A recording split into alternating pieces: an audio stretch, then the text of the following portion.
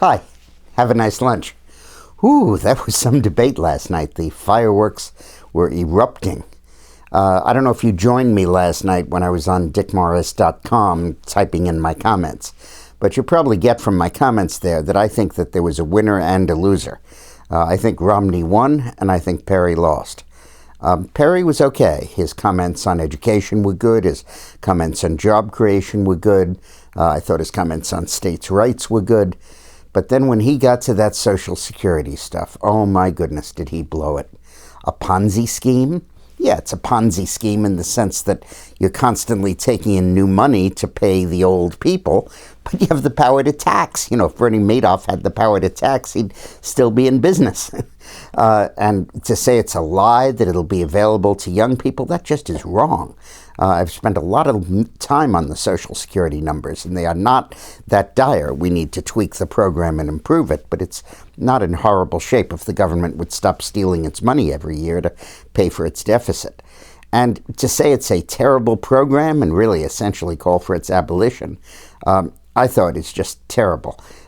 Most voters in this election, in the Republican primary, are not just voting on who they like, but we're all so anxious to beat Obama. A lot of us are voting on the basis of who we think could be the best candidate against Obama.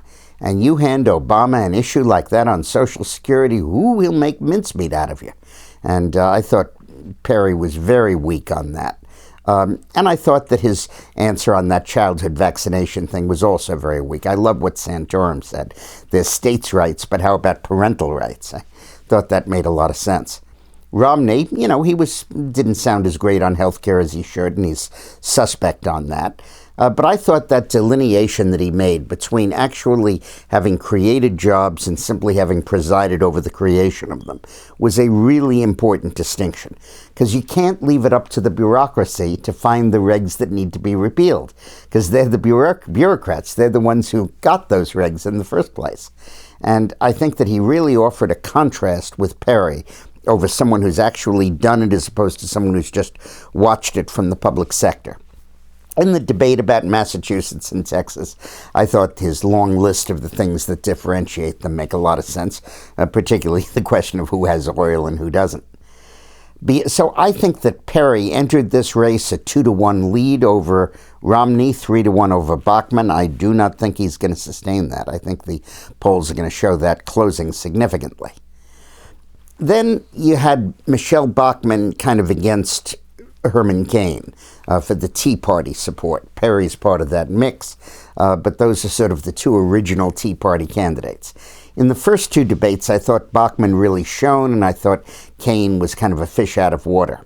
This time, I thought Cain was just fantastic. He didn't get to talk that much, but when he did, oh man, he pushed it out of the ballpark. To invoke the Chilean model was such a brilliant stroke if you've studied Chile and what they've done with retirements. I just thought throughout it all, he was just terrific. And Bachmann, there was something missing there. There wasn't the same kind of stardust and luster and vigor and almost innocence about her that you had in the other debates. She came across as knowledgeable. She was good on the issues. She kind of owns the issue of deficit reduction, which is great, and she makes health care her major issue, which I think was great. But I think the charisma edge, in a sense, went to Cain. And then there was Gingrich. Oh, my goodness. I hope he never drops out. I just want to keep watching this guy. He was fantastic. And, when he went up against Chris Wallace at Fox News in the last debate, some of us said, hey, come on. But when he goes after John Harris and Chris Matthews and all of those guys in the NBC orbit, boy, we're not going to let you pit one Republican against another to get Obama elected. That was an incredibly good line. And every time he speaks, he makes so much sense. I thought Huntsman did a much better job this time. He's still running in the wrong primary, but I thought he did better. He certainly is learning a little bit about how to debate. Santorum, I thought, also was good. He always looked a little pained, I thought, as the debate went on, but some of his points were very good, and I thought standing up on that parental rights issue was excellent. Attacking isolationism, I thought, was terrific. But I don't think it was a breakthrough performance by Santorum. And Ron Paul was Ron Paul. I mean, you got to give the guy credit for intellectual consistency and for courage, and he certainly brought his homework and unloading on Rick Perry. You kind of get the feeling he's going for the Texas state championship, but he's from Texas as a congressman. But on the whole, I think that the effect of this debate will be to deflate Perry's balloon and to, in the long run, move Romney back to his status as frontrunner. Remember that Perry's not going to be in the next debate. He doesn't have a chance to get well. And you looked at Romney. There was a presidentiality about him. There was a dignity. There was a speaking about the country, speaking about opposing Obama, taking it out of the realm of an intramural primary and putting it into the context of our joint efforts to defeat Obama. I really thought he was the father in the family tonight, and all the others kind of were kids.